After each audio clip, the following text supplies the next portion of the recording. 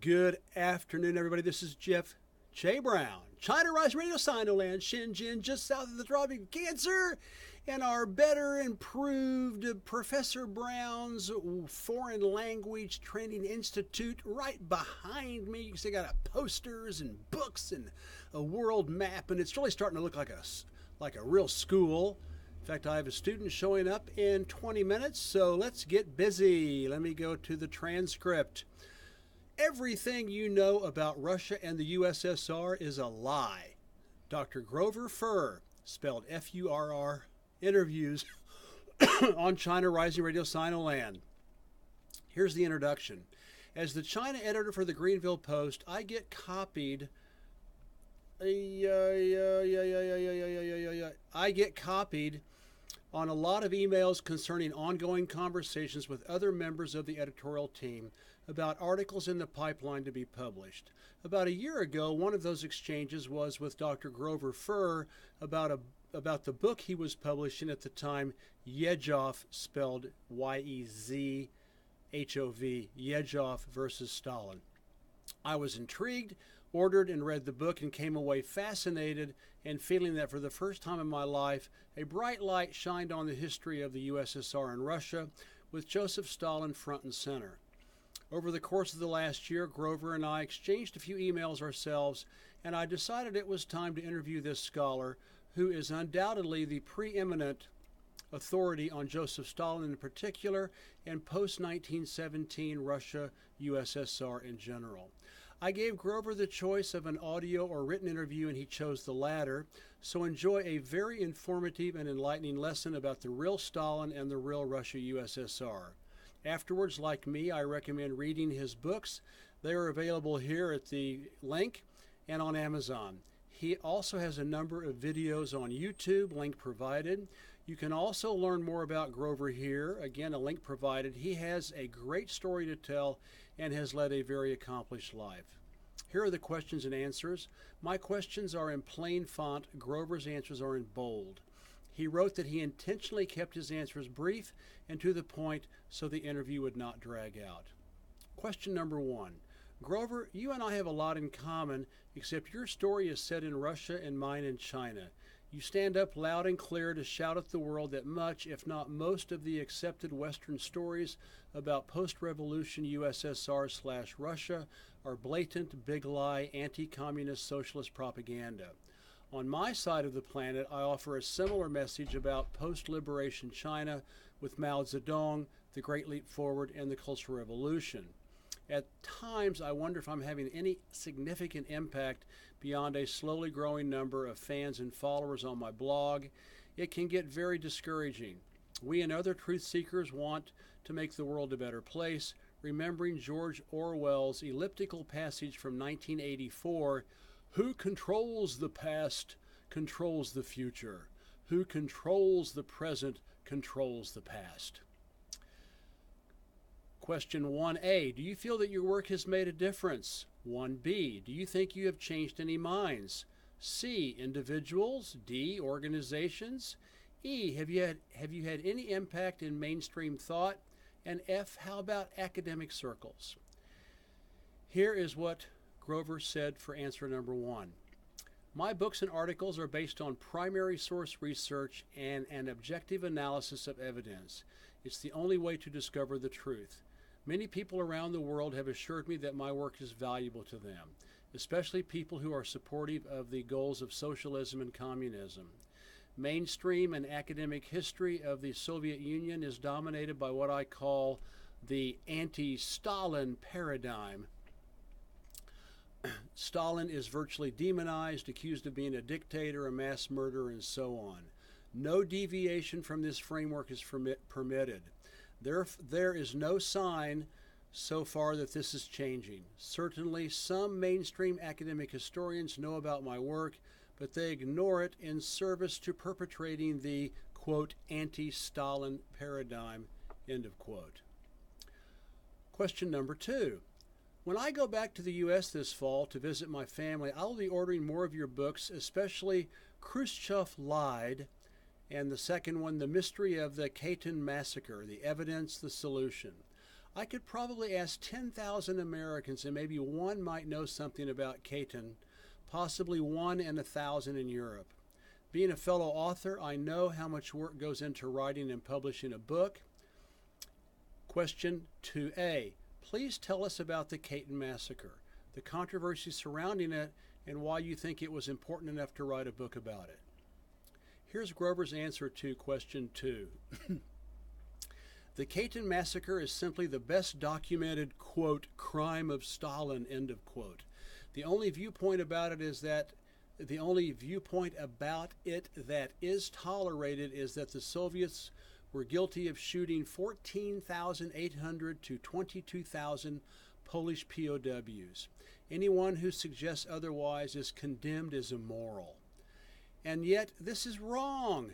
An objective study of the evidence now available permits only one conclusion, that the Soviets were not guilty and therefore that the Germans were guilty. This is an important instance of just how false the anti-Stalin paradigm is.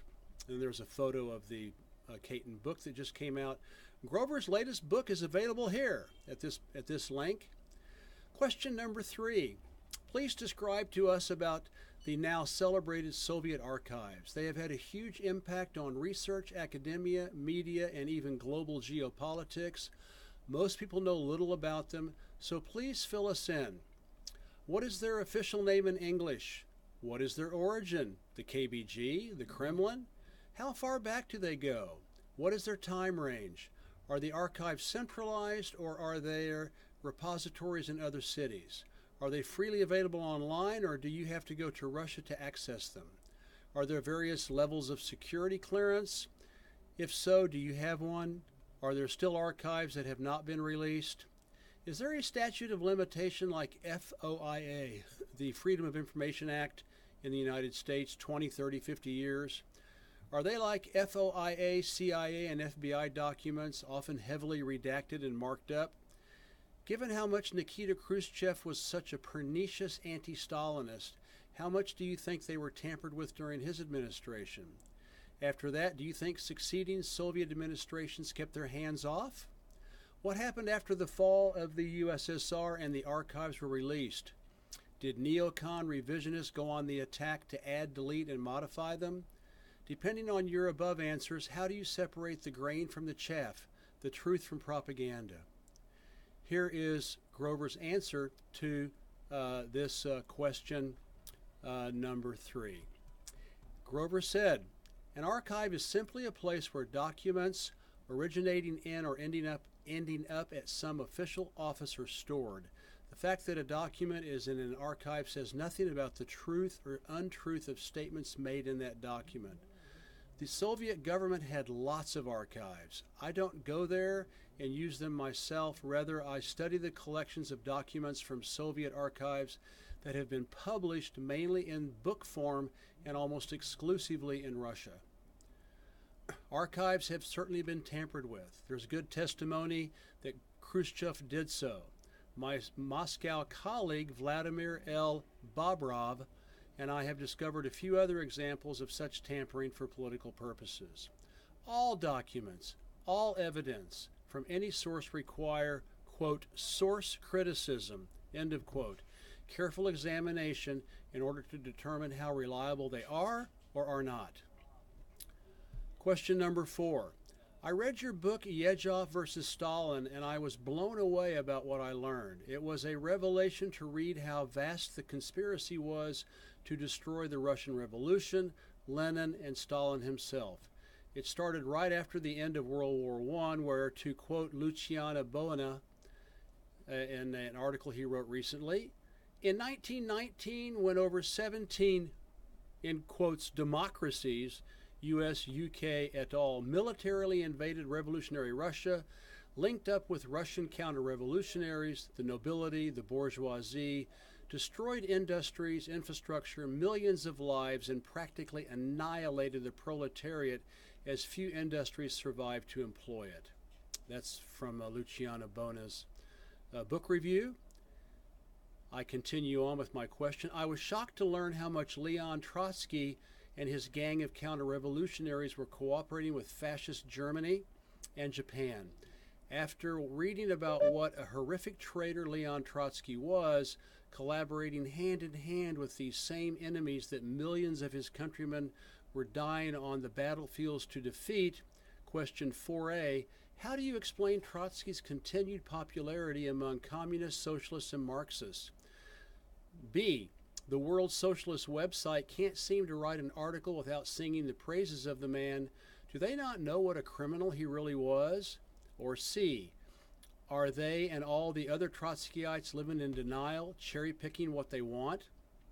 Here is Grover's answer to question number 4. Trotskyism was dying when Khrushchev made his infamous secret speech in 1956. Khrushchev's accusations made Trotsky's accusations appear prophetic. To many people, Trotskyism seems to be the, quote, pure, end of quote, communist idealism. This process was repeated when Gorbachev and company carried out a redoubled attack on Stalin in 1987 to 1991.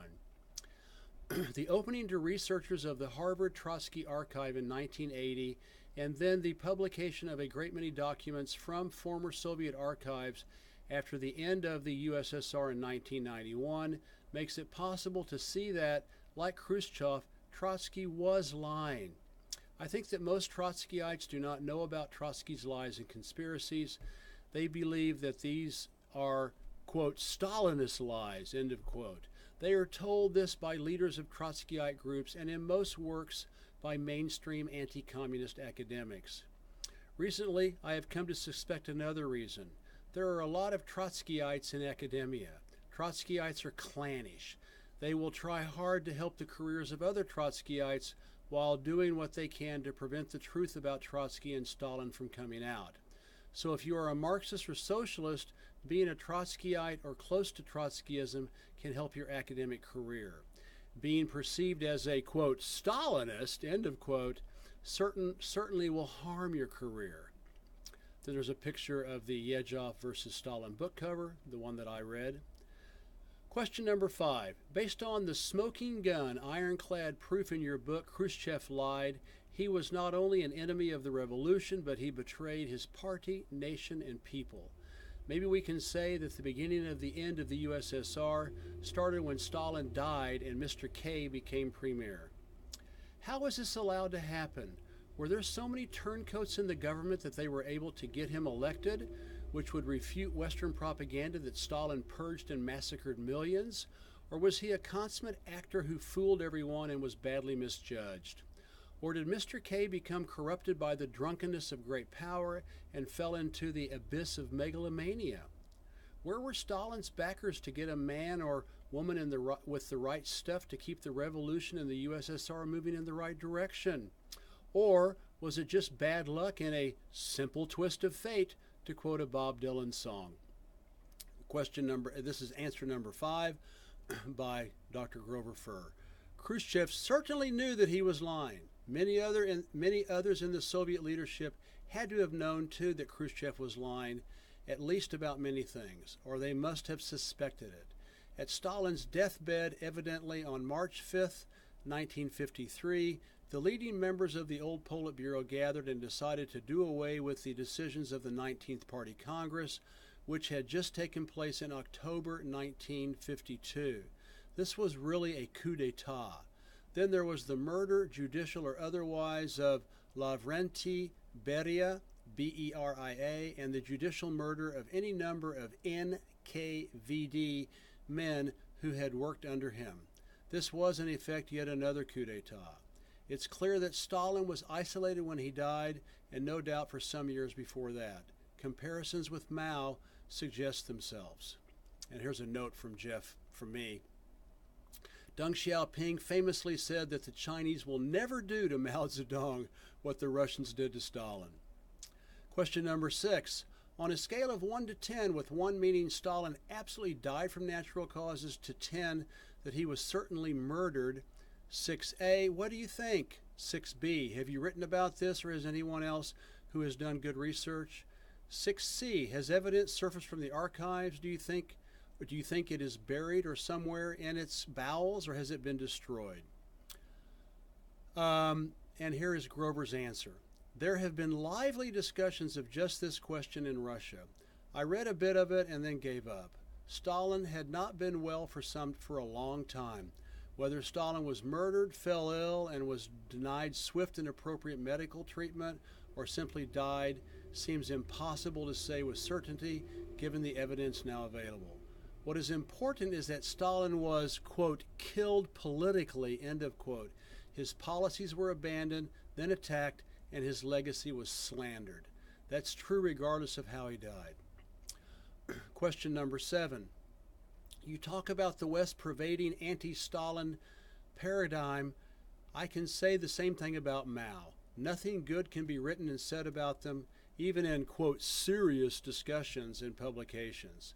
They can only be portrayed as depraved genocidal maniacs hell-bent on slaughtering as many of their citizens as possible. I understand the hatred and hysteria of the anti-communist socialist angle, but question number, is that 6? No, 7A. But how do you think anti-Slav racism, how much do you think anti-Slav racism has to do with it? Something I have researched and written about, which goes back to the Great Schism in 1054 AD. Grover replied, I don't think anti-Slav racism is an important factor here, except in the case of a few writers, not specialists in Soviet history, who do write about the, quote, passivity of the Soviet masses. And this is not actually in the article, but that's the same thing they say about the Chinese, and it is racist. The passivity of the Soviet masses. But this is normally described as a product of totalitarianism rather than of racial inferiority, at least from what I have seen.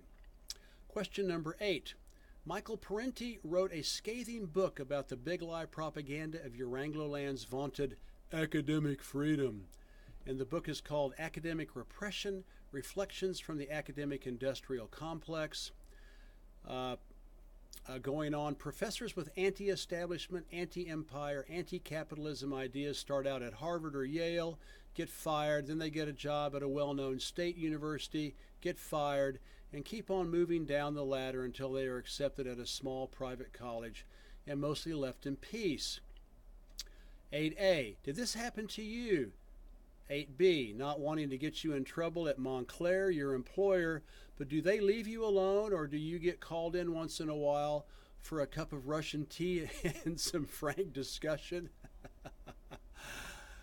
Dr. Furr said, my academic field is medieval European literature. I have been teaching in an English department since 1970. Bumps, quote, bumps in my academic career because of my Stalin-era Soviet research have been minimal.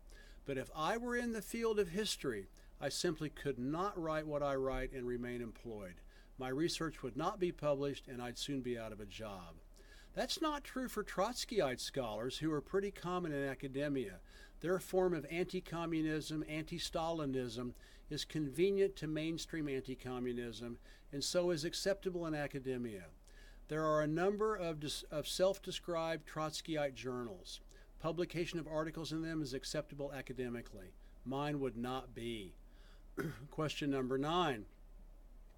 3 years ago, in order to show my total renunciation of Western capitalism and empire, I joined the Communist Party of France, abbreviated PCF, since I'm a dual national, and I also joined the Industrial Workers of the World, the IWW, the Wobblies, and have been a dues-paying member ever since.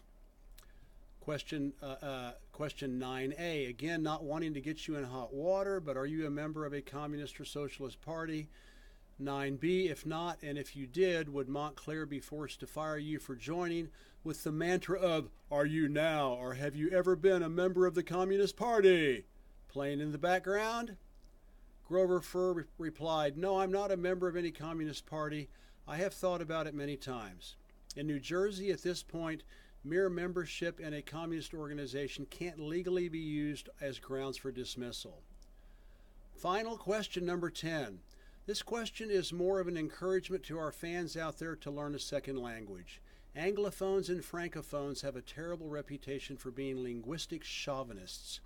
You're a professor of medieval English, but you previously learning Russian has had an obviously huge impact on your professional life and seems to have provided you with enormous satisfaction and accomplishment. I got a minor in Portuguese at grad school. Plans to move to Brazil and become a corn and soybean farmer fell through, and moving back to Oklahoma, my skills started to atrophy, and since then I've completely lost it. But then I joined the Peace Corps in Tunisia for 2 years and fell in love with the Arabic language, really applying myself to total fluency and literacy. As a result, it launched my international professional career, and I've never looked back. 10A, what do you tell your students about the importance of learning a second language? 10B, how receptive are they to spending the time and effort to learn one? Question C, what are the most popular foreign languages they want to learn these days? Grover's answer is, you are right about the importance of learning foreign languages. This is especially important in studying the history of the communist movement. In today's world, English is de facto the world language.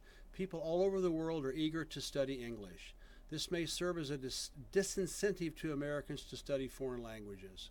Also, the USA is geographically isolated from the rest of the world, except for the Spanish-speaking world, Latin America, and to a lesser extent the Francophone world, Quebec, Canada. It's natural that Spanish and French are the foreign languages most studied. A common misconception about studying languages is that it is harder than other subjects and that you need to be talented or good at it from birth. None of that is true. It just takes time and energy like any skill. And of course you have to be motivated. Grover closes out by saying, I hope my answers are helpful. Thank you for asking them. Sincerely, Grover Furr. This is Jeff J. Brown, China Rising Radio, Sinoland. Thank you for coming today. Please share this website blog with everybody you know in your social circles and on your social media. And hopefully by September, October at the latest, my life will be more on an even keel again, and I'll start doing 2 a week. Right now I'm struggling to do 1. Thank you for coming. Bye-bye.